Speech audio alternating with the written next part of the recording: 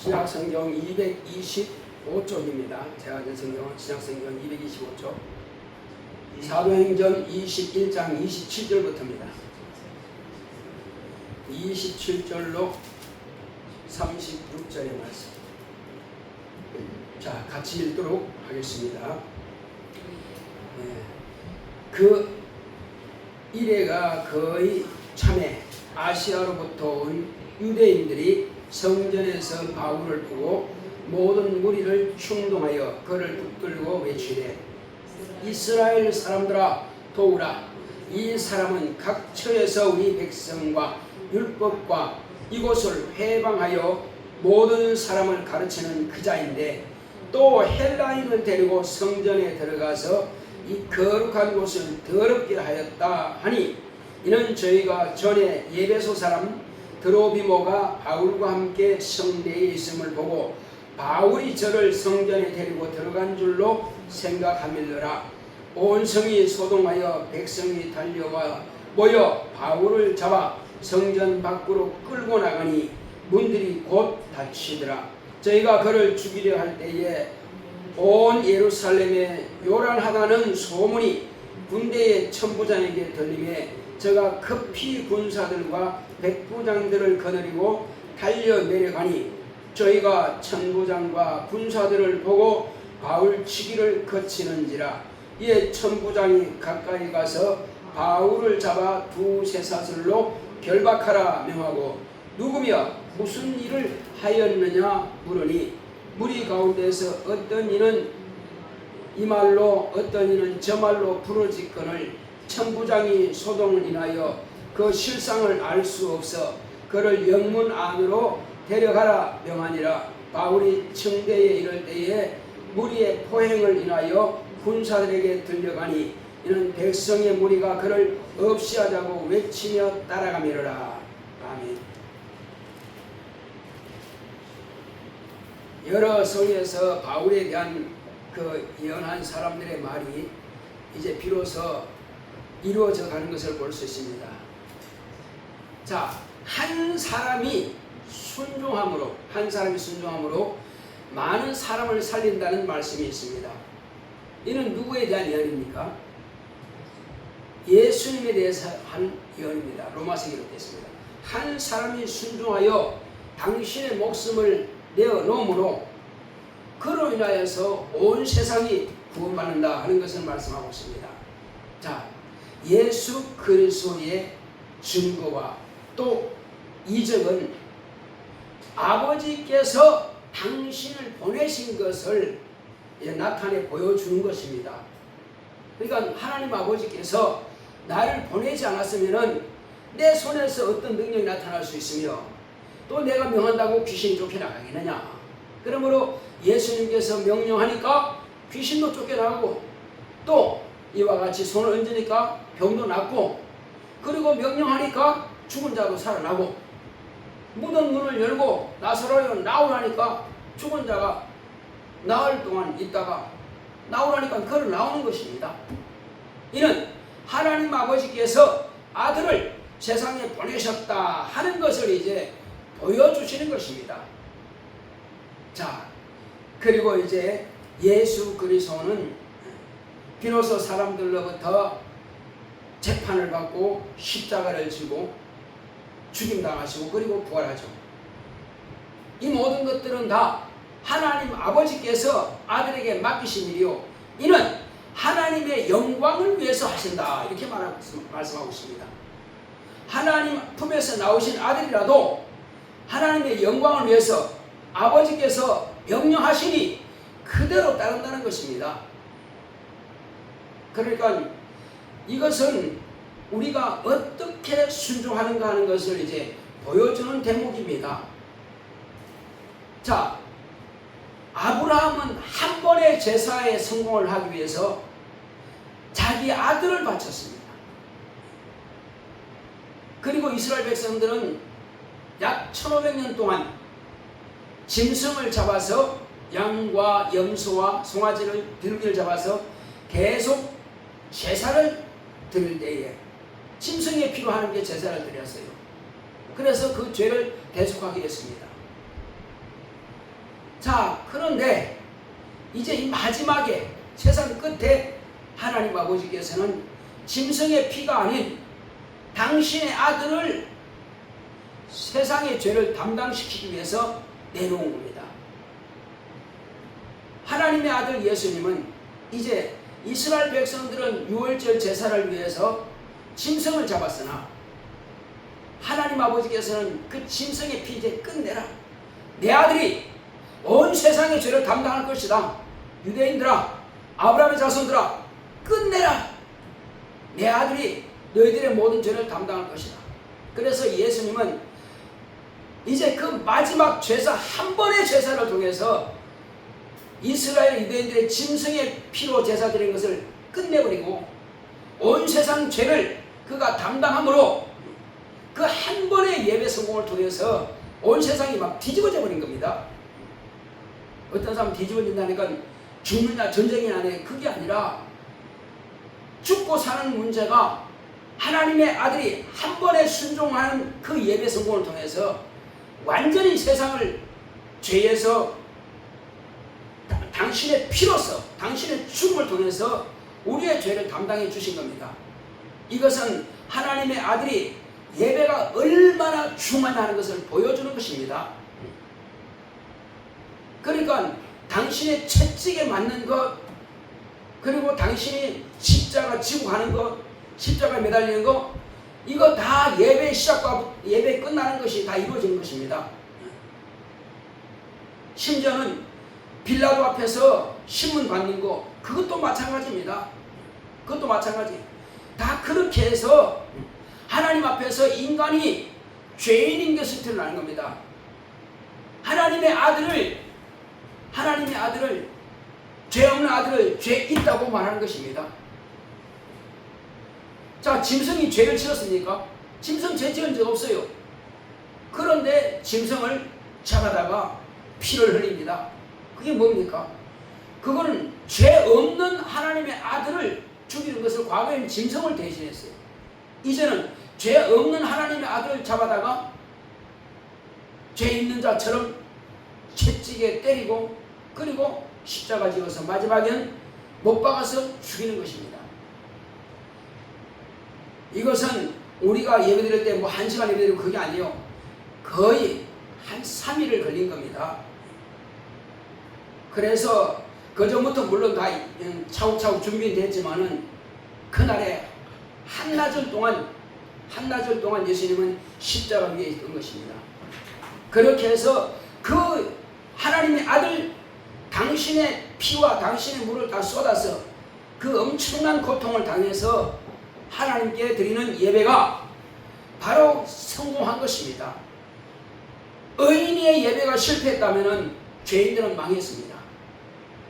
그러나 의인의 예배가 성공함을 통해서 그 예배 성공을 위해서 얼마나 간절히 겟세마네 동산에 기도했습니까? 하나님 아버지, 나에게 맡기신 이 한 번의 예배 성공하게 하소서.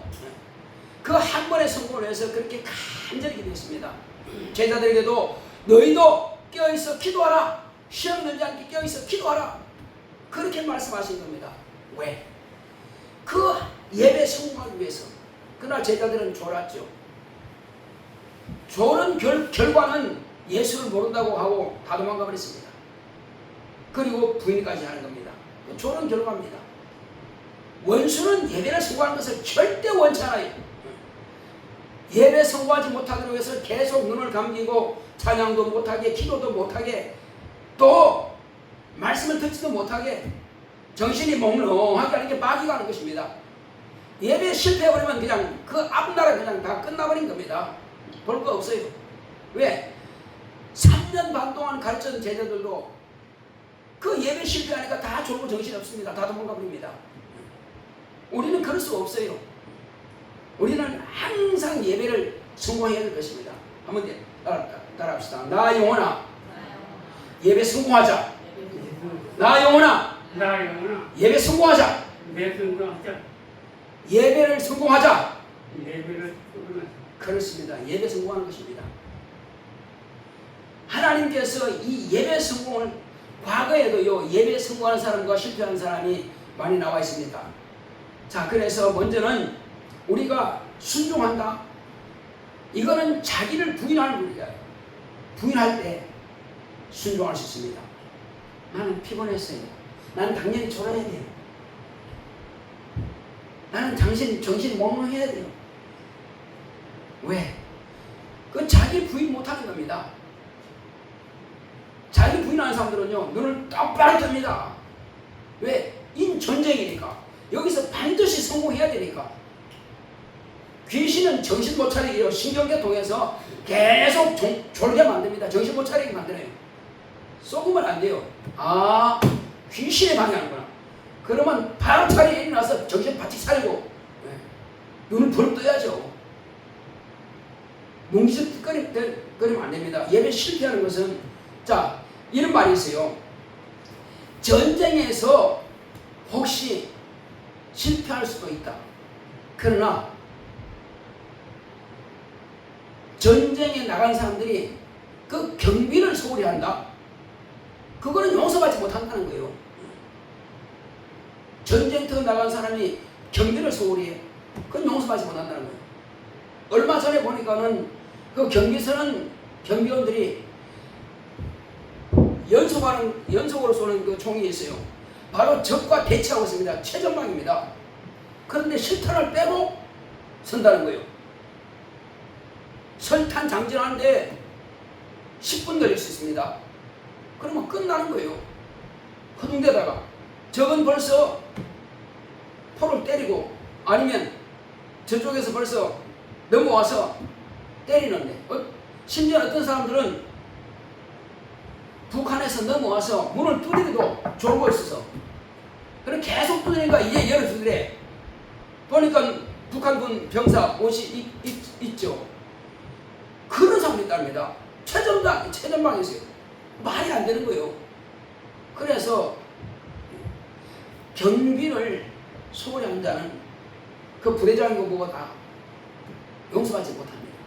우리는 오늘 예배 성공한다는 것은요, 먼저 하나님 앞에서 자기 영혼을 지키는 것입니다. 예배 성공하기 위해서는 그건 자기 영혼을 지키기 위해서 예배 성공하는 거예요. 예배 빠졌다. 이것은 자기 영혼에 대해서는 별 관심 없다는 것입니다. 우리는 예배 성공을 위해서 반드시 먼저 내가 순종하리라. 그리고 예배 성공하리라. 이것은 작전에서요, 이기는 길로 가는 것입니다. 바울이 이제 모든 전도 여행을 이제 마치고, 그리고 모든 이적과 표적을 다 끝내고, 마지막에 여러 성에서 말한 것처럼 이번에 예루살렘 올라가면 반드시 결박을 당할 것입니다. 올라가지 마세요 했지만은 나는 올라간다는 말이에요. 이게 뭐가 되냐면, 예수님께서 그때에 나는 예루살렘 올라가서 죽어야 하리라. 그런데 제자들은 주여 죽지 마시옵소서 합니다. 똑같은 모양이에요. 죽지 마시옵소서 하니까 뭐예요? 이건 하나님의 일을 배반하는 것이다. 나는 죽어야 하리라. 나는 이 일을 위해서 왔다 하는데 죽지 마소서. 바울도 마찬가지. 그 제자들이 올라가지 마소서. 올라가면 죽을 수 있습니다. 결박당합니다. 나는 올라가야 된다. 이것이 예수님께서, 주님께서 나에게 명하신 명령이다. 올라가야 된다. 결박 당할 뿐 아니라 난 죽기도 각오했다 이미. 예수님께서 예루살렘 올라가서 죽임 당하신 것처럼 또 예수님께서 말씀하신 거예요. 선지자들이 예루살렘 밖에서는 죽는 법이 없다. 왜 그럴까? 예루살렘에서 그렇게 선지자들이 많이 죽인 겁니다. 바울도 마찬가지 여기 와서 잡히는 것입니다. 스데반도 거기서 다 그렇게 죽임 당했네. 또 사도 요한도 거기서 죽임 당했어요. 자, 이제 바울도 외부에서 많은 핍박받았고 감옥에 갇힌 적도 있습니다. 이방 나라에서요. 핍박 많이 받았어요. 그러나 죽이진 않았어요. 그러나 이제는 죽음을 향해서 가는 겁니다. 이 마지막이에요. 그래서 3차 전도여행까지는 자기가 자기 발로 다녔습니다. 그러나 이제는 자기 발로 가는 게 아니에요. 주님께 주께서 이끄시는 대로 그냥 묶이는 것이고, 그리고 말할 기회 있으면 말하는 것이고, 사람들이 볼 때는 야 얼마나 힘들까 하겠지만은 바울은 나는 높은 자와 낮은 자와 모든 사람 앞에서 나는 예수를 증거해야 되리라 하는 그 사명을 가지고 있는 겁니다. 이때에 왜 오순절날 왔을까? 오순절, 이게 맥수절입니다. 이스라엘 백성들은 유대인들의 절기로는 오순절은 오순절인데 맥주절이에요. 그러나 이제 기독교인들은 바로 이 날이 성령 강림절이에요. 성령이 말씀 같은 오순절이지만 성령 강림절이란 말이에요. 그때는 왜 오순절이냐? 이스라엘 백성들이 첫 번째 절기가 뭐냐면은 양을 잡고 소를 잡고 하는 유월절. 이스라엘 백성들이 애굽에서 저 죽음을 넘어, 유대인들은 하나도 안 죽었어. 그런데 애국 사람들은 모든 장자가 싹 그 밤에 죽임당했습니다. 왜 죽임당했어요? 유대인들은 그 밤에 양을 잡아가지고 양의 피를 문설주와 문인방에 발랐는데, 그런데 애국 사람들은 그 소문을 못 들었어. 안 발랐어. 죽음의 사자가 다 집집마다 다 들어가서 장자는 다 죽여버렸습니다. 그걸 넘어갔다 해서 유월절입니다. 자, 그 유월절에 이스라엘 백성들은 유월절 끝나고 나서 몇 주간이요? 4주, 7절입니다. 7절 끝나는 날이 바로 50일째 되는 오순절입니다. 이때는 맥주 감사주일을 지키는 거죠. 자, 이제 예수님께서 바로 유월절 그때에 그 전날 죽임 당하죠. 그렇게 해서 이제 50일째 되는 날, 그때에 무슨 일이 있었습니까? 50일째 되는 날에 예수님께서는 바로 성령을 부어주셨죠. 당신이 죽었다가 부활하시고 나서, 6월절에 죽었다가 부활하시고 나서 50일째 되는데 성령을 부어주십니다. 이 성령을 부어주신 날에 복음이 비로소 그때로부터 예루살렘에서 출발한 겁니다. 출발했어요. 그리고 주로 이제 그 자리에 모여서 예배드리고 했죠. 그러면서 핍박이 가하니까 이방으로 퍼져나갔습니다. 자, 그러면 왜 오순절에 또 이 바울은 왔느냐 입니다. 왜 오순절을 왔느냐? 이때 여기서 결박당해서 전 세계로 길이 나는 것이 어디냐? 로마입니다. 거기서 지금 여러 군데 바울이 다니고 전파했지만은 그거는 지극히 한정된 부분입니다. 그러나 로마로 가는 길이 어떤 길이냐? 먼저 바울이 결박당하면서 그때로부터 바울은 뭘 했느냐?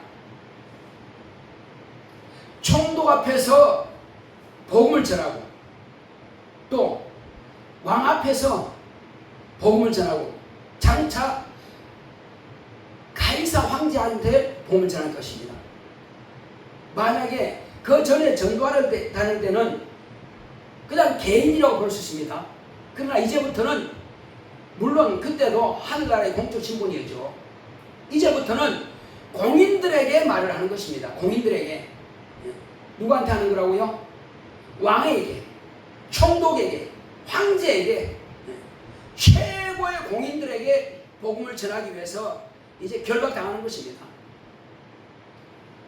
이 복음이 그와 같이 이제 과거에는 개인이 한 사람, 그냥 소문으로만 나갔지만은 이제 여기서는 그들이 말하는 언론입니다. 이제 가장 중요한, 오늘날 말하면 미국 같은 곳이에요. 미국 같은 곳에서, 자, 지금은 한국의 대사관이 있습니다. 미국 대사관이 한국에 있습니다. 미국 대사와 어떤 관계에서 이런 이루어지는 일들이 있다면은 분명히 언론에 나오는 거예요. 마찬가지로 그때 총독은, 이스라엘에 와 있는 그 총독은 무슨 일이냐? 그 총독은 바로 저와 같은 겁니다. 이스라엘의 대사와 같은 거예요. 그리고 그 이스라엘의 왕이 있습니다. 왕은 최고 권력자죠. 그런 사람들에게 바울은 이제 복음을 전하기 시작합니다. 이건 다 공적으로 소문이 막 퍼져나가는 거예요. 이거는 조용히 혼자 개인으로 가는 것이 아니라 공개적입니다. 다만 그들이 누가 만들어주는 겁니까? 만들어주는 것은 유대인들이 바울을 죽이려고 지금 모인 것입니다. 그래서 평일날 온 것이 아니라 6월절 끝나는 날, 가장 큰 날이, 원래 행사의 끝나는 날이 가장 큰 날에 그렇습니다. 가장 큰 날에 사람들이 저 지역에서 또 여러 아시아에서 이런 사람들이 많이, 유대인들이 모였습니다. 많이 모여있는 바로 그때에 바울을 죽여라 하는 겁니다. 그러니까 예루살렘에 큰 소동이 난 겁니다. 그 바울 한 사람 죽이려고 엄청난 사람이 모여가지고 막 죽이라 한 겁니다. 그리고 이제 성전에서 막 끌어내고 죽이라 한 겁니다. 그 소문이 천부장에게 들린 거예요. 그래서 천부장은 소동이 나면 안 되잖아요. 왜? 천부장이 지금 거기에 주둔하고 있는 게 뭐냐? 우리 한국에 전쟁을 막기 위해서 미국에서 지금 한국에 군대를 주둔하고 있습니다. 그게 바로 전에는 여러 지역에 많이 퍼져 있지만 지금은 아예 평택에 큰 영지를 만들어 놨어요. 그걸 병영이라고 합니다. 자, 이스라엘 예루살렘에도 지금 큰 로마의 황제가 파송한 그 천부장이 있습니다. 큰 군대가 있어요. 그 영지가 있습니다. 근데 그 천부장에게 들렸습니다. 천부장은 소동이 나면 안 됩니다. 또 로마의 법정에 세우지 아니하고 그들의 손에 의해서 죽임당하면 큰 문제가 되는 거예요. 왜? 로마 법을 어기기 때문에 로마 법을 어긴 유대인들을 가만두지 않죠. 그래서 빨리 천부장이 와서 그 사람을 지금 그들이 죄인이라고 하는 그것을 빼앗아가는 겁니다. 그래서 결박해가지고 이제 영문으로 들어갑니다. 영문이 뭐냐면은 그 당시에 천부장이 있는 그 군대 주둔지로 가는 거예요. 거기는 일반 군인이 들어가지, 일반 백성들은 못 들어가죠. 자, 그런 상태에서 비로소 이제 바울은 내가 여기서 말할 수 있겠느냐 하고 이제 천부장이 말하는 겁니다. 자, 이 모든 것들은 하나님께서 아들을 통해서, 아들은 바울을 통해서 이제 예수 그리스도를 소개하고 증거하기 위해서 이 일을 지금 계획하시고 지금 추진해 나가는 것입니다. 그러니까 사람들이 볼 때는 결박이 안 좋은 것 같으나, 그러나 하나님의 아들 예수님은 바울을 결박해서라도, 핍박을 받게 해서라도 이 복음이 널리 전파되는 일에 쓰신단 말이에요. 자, 이 일이 언제 기록되어 있습니까? 주 예수께서 친히 아나니아라고 하는 그 제자를 바울에게 너 안수해서 그 눈을 뜨게 하라 하니까 아나니아 뭐랬습니까? 주여, 저가 예루살렘에서 공문을 받아와서 지금 이 다메섹 성에 있는 사람들을 다 잡아가려고 왔습니다. 주를 믿는 형제들을 잡아가려고 왔습니다 하니까 걱정하지 마라. 그는 내가 쓸 그릇이다. 장차 바울이 내 이름을 위해서 얼마나 큰 고난을 받아야 될 것을 내가 그에게 보여줄 것이다. 이렇게 말씀하신 겁니다. 그러니까 바울이 지금 예수님께서 미리 아나니아에게 말씀하신 그대로 지금 이루어지고 있는 것입니다. 그러나 바울은 오히려 이것을 감사하게 여깁니다. 왜 그럴까요? 주께서 지금 나를 쓰신단 말이에요. 주께서 당신이 말씀하신 그 말씀을 지금 나에게 이루어지게 하신단 말이에요. 그러니까 그것을 내가 부정하지 않겠다는 겁니다. 내가 죽는 것이 두려워서 내가 사람들 앞에서, 왕 앞에서나 뭐 황제 앞에서나 두려워하지 않고 나는 어차피 죽을 각오되어 있으니까 누구 앞에서든지 예수는 하나님의 아들이고 예수는 의인이시고 예수는 세상의 구주시다. 그가 법 없는 사람들의 소리에 의해서 죽임당했지만 그는 다시 살아나셨다 하는 것을 증거하는 것이란 말이에요. 그리고 내가 그를 만났다 하는 것을 증거하기 위해서. 그래서 자기는 지금 결박 당하는 것도 감사하다는 말이에요. 왜? 주께서 말씀하신 대로 이런 높고 지위가 높고 낮은 모든 사람에게 내가 복음을 전할 수 있는 바로 철호의 찬스다, 기회다는 거예요. 사람들은 어떤 일이 당하면은 마치 그 일을 수습하려고 노력하지만은 바울은 그 수습하는 게 문제가 아니라 오히려 그 일로 인하여서 자기에게 주님께서 주어진 그 명령을 순종해서 이루는 것을 그는 기쁘게 여긴단 말이에요. 주님께서 예루살렘 올라가면 죽으리라. 죽으러 가실 겁니다. 이 일을 통해서 아버지께서 나에게 명하신 계명을 이루는 것이기 때문에, 그래서 아버지여 창세 전부터 나를 영화롭게 하신 것처럼 이제도 나를 영화롭게 하옵소서 했을 때 아버지께서 내가 영화롭게 하였고 앞으로도 또 너를 영화롭게 하리라, 그렇게 말씀하신 겁니다. 영광스럽게 어떻게 합니까? 예수님께서 죽어야 부활하지, 부활해야 하나님 아버지께서 영광 받으시지. 아, 이제야 하나님이 살아계시구나. 제가 살지 못할 자리인데 살아난 것 보니까 하나님 아버지께서 살아계시지 않으면 제가 살아날 수 없다. 그래서 비로소 사람들은 예수님께서 하나님의 아들이신 것과 그를 보내신 하나님 아버지께서 살아계시다고 하는 것을 예수의 부활을 통해서 준 것이란 말이에요. 그래서 아버지께 영광을 돌리고 아버지께서 영광을 받으시기를 원하신다 하고 하는 그 기도가 이루어지는 것입니다. 바울이 바로 그와 같은 일을 하는 것입니다. 자, 그래서 우리는 이제 과거에 예배 성공한 사람을 내가 말씀드리겠습니다. 과거에 이스라엘 백성들이 항상 이 6월절이라든지 이때 또 6월절 이후에 뭐 초막절이라든지 맥주절이라든지 이런 절기가 있습니다. 그때의 절기에 한나와 브린나와 그 남편이 세 사람이 항상 와서 하나님 앞에 제사를 드렸어요. 짐승을 가지고 오고 이렇게 해서 하나님께 예물을 드리고 제사를 드렸습니다. 그런데 브린나라고 한 사람은 아이를 많이 낳았어요. 그런데 한나는 아이가 한 명도 없습니다. 그런데 그 남편이 브린나보다도 아이가 많은 브린나보다도 아이가 한 명도 낳지 못한 그 한나에게 더 많은 재물을 주어갖고 하나님께 제사를 드릴 수 있도록 그렇게 줬어요. 근데 이제 한나가 뭐냐면 나에게 아이를 좀 낳게 해달라 하니까 남편이 뭐라 했어요? 하나님께서 안 주시는데 내가 어떻게 하랴? 근데 제사 끝나고 나면 항상 한 브린나가 자기는 재물을 남편이 적게 줬으니까 한나만큼 못 드려요. 그러니까 성질나지. 왜 남편은 이 여자만, 아이도 없는 이 여자에게만 이렇게 많이 줘서 하나님께 많이 드리게 하느냐. 그래서 성질나니까는 자꾸 성질은 돋굽니다. 에휴, 넌 자식도 없는 것이 뭐. 이제 이렇게 자꾸 성질을 돋고요. 그러니까 이제 남편한테 아이를 낳게 해달라고 하니까 아이는 하나님께서 주시는 것이지 어떻게 나들은 아이 낳게 해달라고 그러냐. 내가 너에게 더 많이 재물도 주지 않느냐. 그리고 내가 너를 사랑하지 않느냐.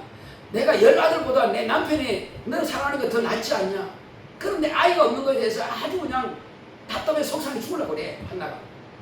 그래서 그날도 이제 성전에 가서 제사를 드리고 그리고 이제 엎드렸어요. 성전 앞에서 엎드려서 간절히 기도합니다. 하나님, 나에게 아이를 주시옵소서. 나에게 아이를 주시옵소서. 내 대적은 아이가 많아가지고 저렇게 큰 소리 치는데 나는 아이가 없으니 어찌합니까? 하나님께서 내게 아이 주시면은 내가 첫 아이는 하나님께 드리겠습니다. 난 주의 종으로 내 아이를 당신에게 드리겠습니다 하오니 내게 아이 주시옵소서 하고 간절히 기도합니다. 소리 크게 하는 거예요. 혼자 그냥 남들이 안 듣게 막 그냥 쏘면서 막 간절히 기도하는 거예요. 그러니까 세상이 이래 보니까는 여자가 엎드려가지고 말이요, 혼자 입만 달싹달싹 한단 말이요. 그러니까 한나야, 너 술 좀 끊어라. 왜? 여자가 마치 술 취해가지고 이렇게 입을 다섯거리는 줄 알고. 그런데 그 한나는 지금 자식이 없어서 하나님께 지금 자식을 지금 구하고 있는 겁니다. 간절히 구하고 있습니다. 하나님께서 그걸 들으신 거예요. 그래서 이제 그 제사장이 엘리 제사장입니다. 제사장한테 내가요 술 먹지 않습니다. 내가 술 먹은 것이 아니라 내 마음에 아주 답답한 것을 하나님께 지금 구하고 있습니다.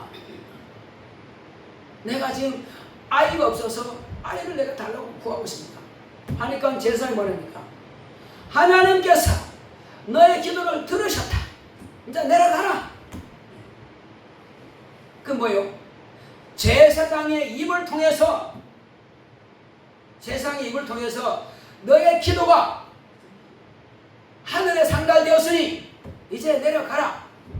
그때 한나는 야, 제사장이 말한 그 말씀은 누구의 말씀입니까? 하나님의 말씀이죠. 왜? 대언자가 말했으니까. 그러니까 하나님께서 드디어 나의 기도를 들으셨구나. 아멘! 하고 내려갔어요. 과연 어떤 일이 있었을까요? 바로 그 후로 아이가 1년 만에 10달 만에 아이를 낳았어요. 그가 기도한 것을 간절히 그 예배 순간 여자예요. 간절히 기도했더니 비로소 그에게서 아이를 낳았습니다. 그리고 이제 제사 드리러 갈 때는 남편이 가자 할 때가 저는 오늘은 못 갑니다. 내 아이가 저 때면은 그때 아이를 데리고 가겠습니다. 하고 이제 남편이 그렇게 하라. 그래서 그때는 가지 않았고 바로 젖을 떼고 아이를 데리고 가서 그 아이를 제사장에게 맡겨버렸어요. 저 때면 보통 얼마 돼요? 한 2년 되죠? 1년 좀 지나나? 저 때고 바로 제사장에 드렸습니다. 그리고 혼자 이제 숟가락으로 밥 먹을 수 있을 때 아주 애기죠. 그렇지만 매년 제사 들을 때 올 때에 그 자기 엄마가 세마포를 지어다가 아이가 입을 만한 세마포를 지어다가 제사장 입는 것처럼 그렇게 입혀줘요. 그리고 아이는 항상 지성소의 법기 앞에서 쪼그리고 이렇게 잠잡니다. 항상 그렇게 잠잤어요.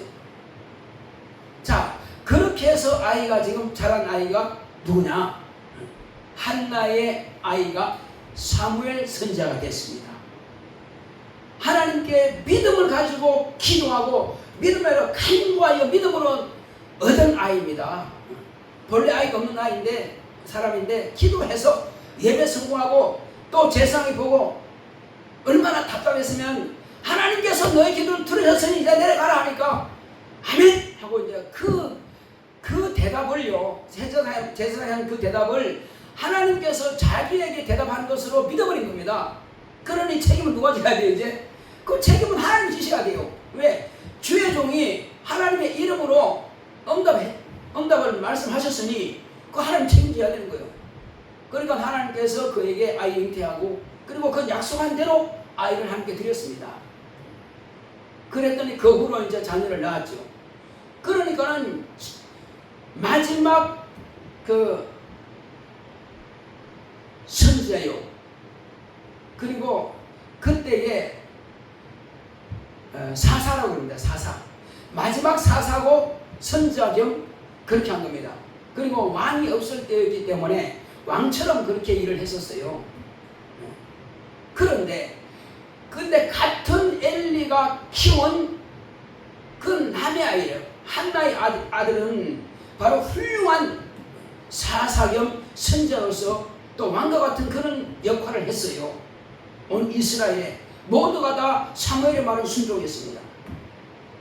자, 그런데 어떤 일이 있었습니까? 엘리 제사장의 두 아들이 있습니다. 하나는 홈리와 하나는 비누아스예요. 홈리와 비누아스는 어떤 아이냐? 아버지가 제사장이니까는 얘들은 아버지 뺑 믿고 그냥 백성들 앞에서 그냥 반대로입니다. 아버지가 제사를 드리기 위해서 백성들이 가져오면 짐승을 가지고 오면은 그걸 이제 삶아가지고 이렇게 제단에 드려야 되는데 삶기도 전에 고기를 갖다가 그 일하는 사람들이 있어요. 그 일하는 사람들한테 강제로 뺏어가지고 우리 재상이, 그러니까 엘리 재상의 아들들인가 다 재상이겠죠. 우리 재상이 생고기를 원하신다고 뺏어가지고 그냥 가져갑니다. 강도 같죠. 그러니까 아버지가 대재상이고 아들은 재상들인데, 그런 식으로 해서 제사를 드리고도 전에 먼저 고기를 뺏어가지고 그걸 가지고 구워 먹고 그렇게 한 겁니다. 그냥 먹겠어요? 술도 같이 먹겠죠. 이 심각한 문제예요. 그러니까 아버지 빼고는 그렇게 했는지 모르겠으나 결과적으로 하나님 보실 때는 내 제사를 무시하는구나, 내 예배를 무시하는구나. 온 백성들이 볼 때 그 제사장 두 아들 때문에 하나님의 명예가 실추되어 버린 겁니다. 하나님께는 저렇게 아무렇게나 제사를 드려도 되는구나. 국민들이 그렇게 본 거예요. 그러니까 하나님 명예가 완전히 땅에 짓밟혀 버린 겁니다. 안 되겠다. 그래서 결과적으로 볼 때에 사무엘에게, 어린 사무엘, 5살밖에 안 되는 사무엘에게 하나님께서 부르시는 겁니다. 사무엘아, 사무엘을 부릅니다.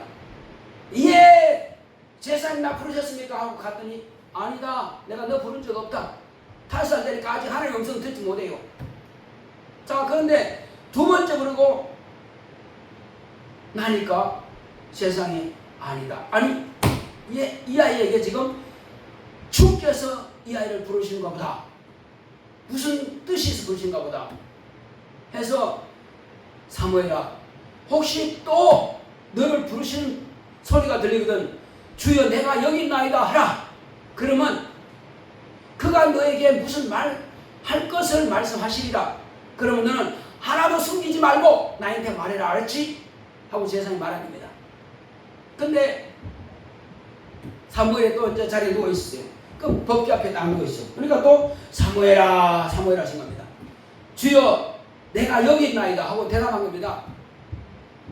그때에 이제 5살 먹은 아이인데도 불구하고 하나님께서 얼마나 답답해서 그렇게 하시겠어요. 그 사무엘에게 앞으로 엘리 제사장과 그 아들에 대해서 어떻게 하실 것을 말씀하신 거예요. 하나님께서 저주하기로 이미 결정해버린 겁니다. 두 아들이 잘못한 것을 아버지까지도 같이 덤태기로 그냥 망하게 돼 있어요. 결국은 이후에 전쟁 때에, 사울왕 전쟁 때에 홈리와 비누아스가 그 전쟁이 워낙 심하니까 법궤를 가져오라 해서 법궤를 가져갔습니다. 법궤를 가져갔는데 법궤는 빼앗겨버리고 그리고 홈리와 비누아스가 둘 다 죽어버렸어요. 전장에서. 그리고 그 소문을 가지고 오는, 그 소식을 듣던 그 제사장 엘리 제사장도 그 소문을 전쟁에서 이겨느냐 하고 이제 기다리고 있는데 그 군인이 와가지고 제사장님 법궤를 빼앗겼습니다. 그때 너무 졸도해버렸어요. 졸도하고 의자가 앉아있다가 의자 넘어지면서 그 제사장은 목이 부러져서 죽어버렸어요. 하나님께서 한날에 두 아들과 그 제사장까지 죽여버렸습니다. 그렇게 그 아이들이 하나님 앞에 순종했다면 법궤를 가져갔으면 그 전쟁에서 이길 거 아닙니까? 전쟁에서 패하게 하시고 그리고 법궤를 빼앗기게 하시고, 왜? 하나님의 명예가 벌써 땅에 짓밟혀 버렸으니까 이 제사장이 자식들 교육을 제대로 못 시킴으로 인해서 그 자식들 전쟁에서 죽여 만들어버렸어요. 하나님께서. 그리고 그 제사장도 그냥 죽여버렸습니다. 제대로 교육 안 시킨 결과는 그거예요. 너도 마찬가지다. 네 제자 사무엘은 잘 키웠으나 그러나 네 자식 농사를 제대로 못 지어서 네 자식을 통해서, 홈리와 비누아스를 통해서 이와 같이 백성들 앞에서 내 이름이 실추되었고 내 명예가 땅에 떨어졌다.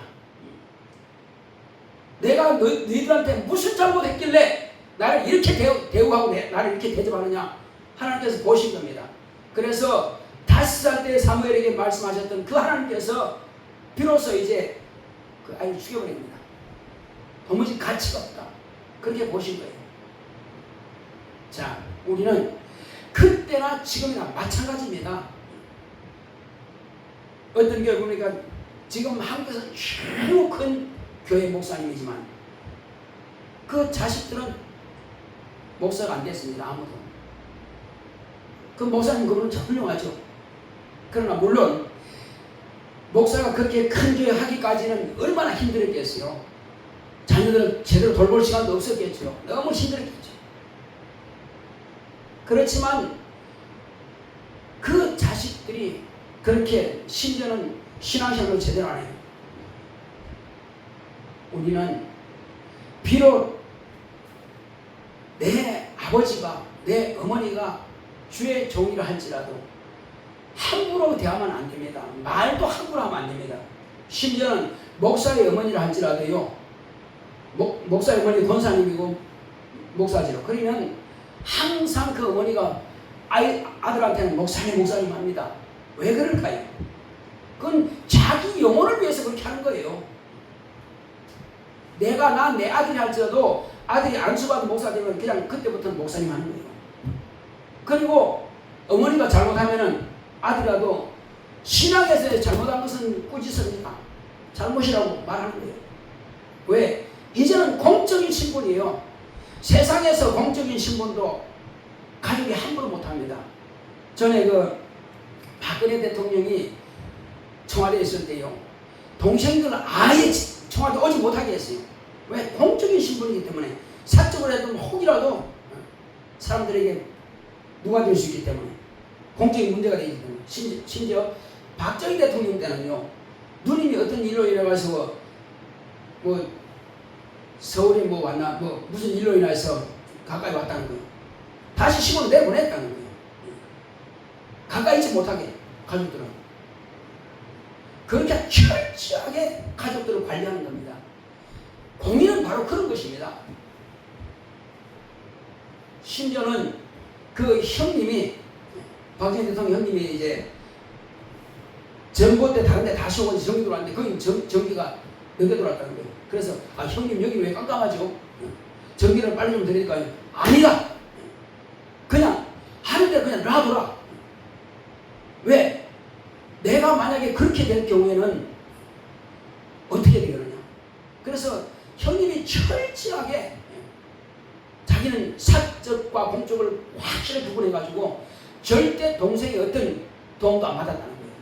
그러니까는 대통령이 큰 소리 치면서 바로 정상적으로 할 수가 있던 거예요. 가족들이 전체가 다 그렇게 공사를 정확하게 구분한 겁니다. 하물며 세상에서 공사를 구분하는데 하나님 앞에서 공사를 구분하지 못해서 안 됩니다. 우리는 하나님 앞에서 모든 일에 있어서 가족이지만은 두려움으로 대해야 됩니다. 왜? 함부로 대하면 안 됩니다.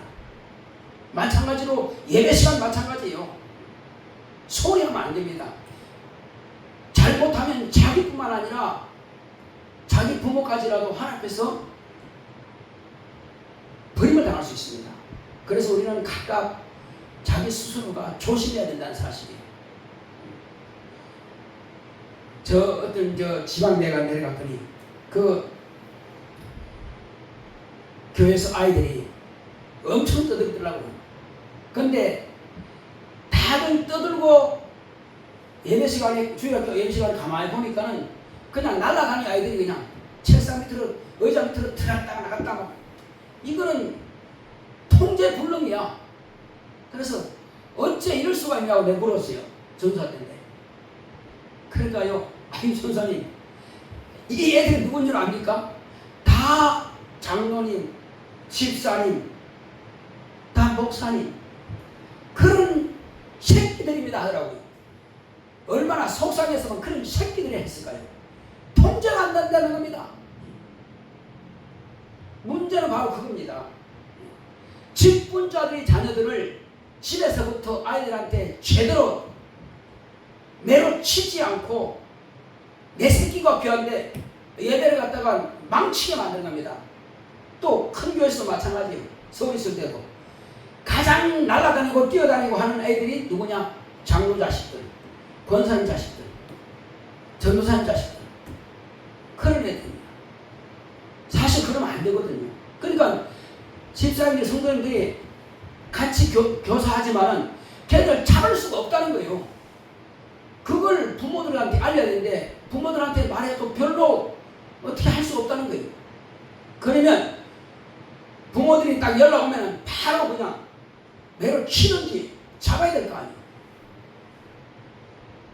그러니까 날라다니고 쫓아다니고 그냥 시끄럽게 뜯은 애들은 전부 다 직분자 자식이에요. 평신도에서는 절대 그렇게 못합니다. 그거는 엘리 제사장과 뭐 다르냐는 말이에요. 그래서 우리는 내가 무슨 직분을 가졌든지 갖지 않든지 상관없이 예배만큼은 나와 하나님 사이니 반드시 예배는 성공해야 된다. 하나님께서 받으시는 예배를 드려야 된다. 정신없이 예배드리면 마귀가 그를 지배합니다. 생각을 넣어서 지배합니다. 예수님께서는 또 제자들은 마귀를 대적하라 그러면 피하리라 했는데 어째서 마귀가 생각을 넣어주는 대로 그냥 끌려다니냐는 말이에요. 또 귀신을 쫓아내라 했는데 귀신이 신경계통에 들어와서 마음대로 짜증 부리게 만들고 졸게 만들고 내 마음대로 하게 하느냐는 말이에요.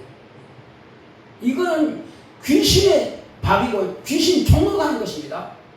아니 예배 시간에 전쟁에서 이기려 했는데 예배 시간에 패하고 오히려 귀신 앞잡이도 한단 말이에요. 그럼 되겠어요? 말 자체가 안 되는 겁니다. 그래서 졸지 말라는 거예요. 졸게 되면 원수가 자기 생각을 지배해버립니다. 끌고 다닙니다. 그러고라도 뭐 잘되게 해달라고 기도합니까? 말이 안 되는 거예요. 우리는 항상 예배 시간은 내가 전쟁하는 시간이다. 예배 시간은 마귀와 귀신과 싸우는 시간이다. 마귀가 이기는 건 뭐냐? 졸게 만들고 예배를 경홀히 여기게 만드는 마귀가 이기는 겁니다. 그러니까 한마디로 엘리 제사장도 마귀에게 속은 겁니다. 귀신에게 속은 거예요. 엘리는 분명히 그 홈리오 비라스한테 그렇게 하지 말라고 했어요. 했는데 애들이 말을 들어먹어야 말이지. 그러니까 결국은 어렸을 때부터 자식을 제대로 잡지 못하는 것이 엘리 제사장의 잘못이에요. 머리 크고 나서 재상 되고 나서 잡으면 잡힙니까? 그게 안 되지. 어렸을 때부터 그건 부모 잘못이에요. 이제 우리는 누가 뭐라 하든지 간에 우리는 나 자신 오직 하나님 앞에 서 있다. 오직 하나님 앞에 서 있다. 내가 이 사람한테 어떻게 될 거야? 이 사람한테 어떻게 될 거냐? 그건 자기와 하나님 관계예요. 그러나 우리가 말씀을 들었으면 그 말씀대로 실천해야 내 영혼이 살고 관계자들이 사는 것입니다. 내가 말 듣고도 내 마음대로 해버리면 이제는 자기뿐만 아니라 가족까지라도 피해보게 만들 겁니다. 그래서 혹이 졸리면 즉시 나가서 정신 바짝 차리고 예배 승부해야 됩니다. 원수는 그거 싫어해요. 제발 일어나지 말고 그냥 뭉겨 그냥 뭉개고 있어. 이것이 마귀의 전략이고 이것이 귀신의 전략입니다. 속지 마시기 바랍니다. 찬송부리라도 졸리면 일어서고 그 다음에 기도하다가도 졸리면 일어서고 정신 차려야 돼요. 그래서 우리는 예배 시간만큼은 반드시 전쟁이다. 예수님께서도 그 전쟁에서 목숨 내놓고 전쟁 이기셨고요. 아브라함도 그 예배가 바로 전쟁이라니까요. 자식을 하나님께 드려서라도 그 전쟁, 그 예배 승부하는 겁니다. 예배 승부한다는 것은 마귀는 피하는 거예요. 보세요. 하나님의 아들이 이 땅에 오셔서 마지막 예배를 아버지 앞에 드릴 때 목숨을 내놨습니다. 겟세마네 동산에서는 이 자리 내게서 지나가기 원합니다 했어요. 그러니까 예배는 계속 이어지는 겁니다. 잡힐 때부터 계속 이어지는 거예요. 그것이 바로 예배 모델입니다. 그리고 기도할 때 이 자리 내게 지나가기 원합니다. 그러나 내 원대로 마시고 아버지 원하는 대로 하세요. 아버지 뜻대로 하세요. 하고 아버지 뜻에 맡겠다는 거예요. 그리고 잡아러 온 자에게 네가 입을 맞춤으로 인자를 파느냐. 그리고 사람들이 바로 예수가 누구냐? 내다 하고 이들이 가는 길을 막지 말고 놔둬라 하고 제자들이 가는 것을 막지 않고 끝까지 제자들을 사랑해서 지키신 겁니다. 그리고 너희들이 찾는 자가 나이면 나를 잡아가라 하고 예수님께서 그때 결박당하고 이제 잡혀가신 겁니다. 하나님의 아들도 예배 성공함으로 해서 마귀가 심판받았고 마귀가 패한 겁니다. 하나님의 아들 혼자 그 전에는 귀신을 쫓아냈습니다. 왜? 죄가 없는 의인이고 하나님의 아들이기 때문에. 그리고 그는 아들로서 아버지께서 이미 선포하셨고 그때부터 성령과 권능을 아버지께서 주셔서 천사들의 도움을 받고 귀신을 막 쫓아내고 죽은 자를 살렸거든요. 자, 이제 예수님께서 죽으셨다가 부활하시고 나서 하늘 보좌에 가시고 성령을 보내주신 이후부터는 모든 믿는 자에게 성령을 부어주심으로 믿는 자들이 또한 마귀를 대적할 수 있는 능력을 갖게 된 것입니다. 자, 여러분, 마귀를 대적하는 것이 뭡니까? 내 마음속에 하나님을 떠나게, 그리고 예배를 실패하게, 그리고 내 마음의 생각이 세상으로 향하는 것, 전부 마귀가 내게 생각을 넣어주는 겁니다. 그 생각을 내게서 유산시켜 버리지 못하면 마귀한테 진 것이고, 전쟁에서 진 것이고, 내 생각을 유산시켜버리면 내가 마귀를 대적하는 거예요.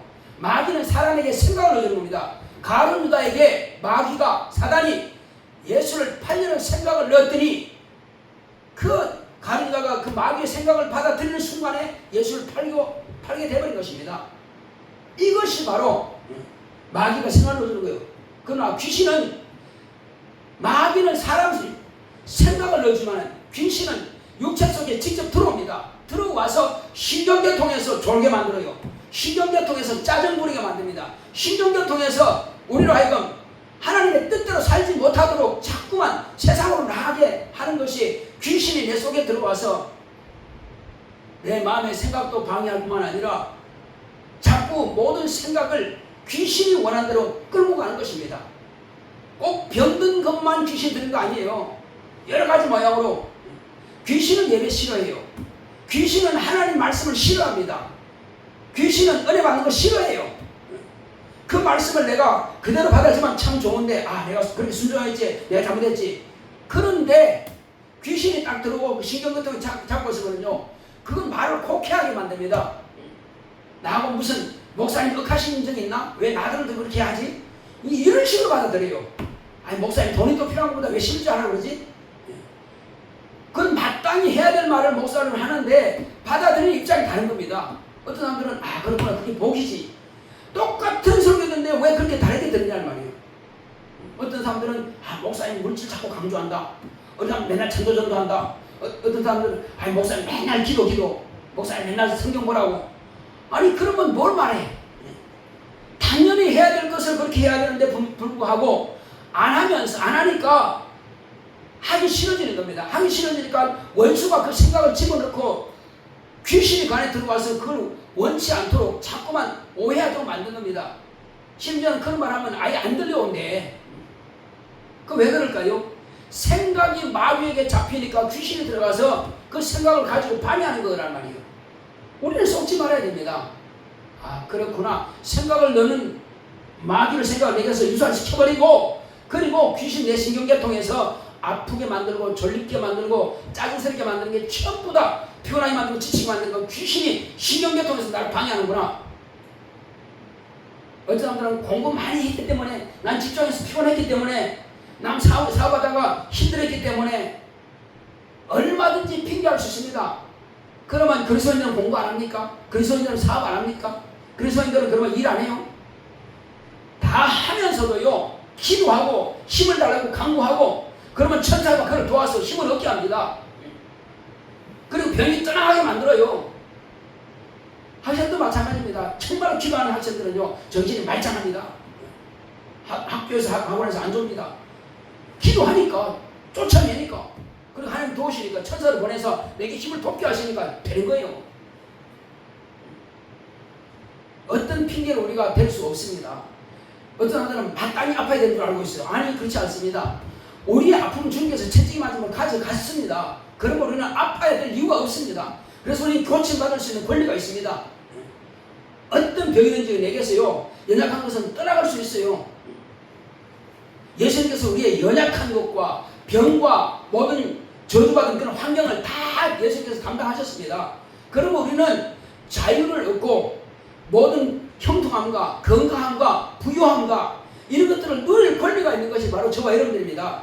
그럼 우리는 얼마든지 이기고 승리할 수가 있습니다. 예배 성공하는 사람은 모든 것으로부터 성공할 수 있습니다. 모든 것으로부터 행복할 수 있습니다. 모든 것으로부터 자유와 해방을 누릴 수 있습니다. 그건 권리란 말이에요. 그래서 오늘 이 시간 우리 기도할 때 하나님, 이제부터는 우리가 원수에게 방해받지 않기 원합니다. 어떤 말을 할지라도 나는 오직 주의 말씀 따라 살겠습니다. 오직 믿음으로 성공하겠습니다. 같이 가겠습니다. 고맙고 감사하시나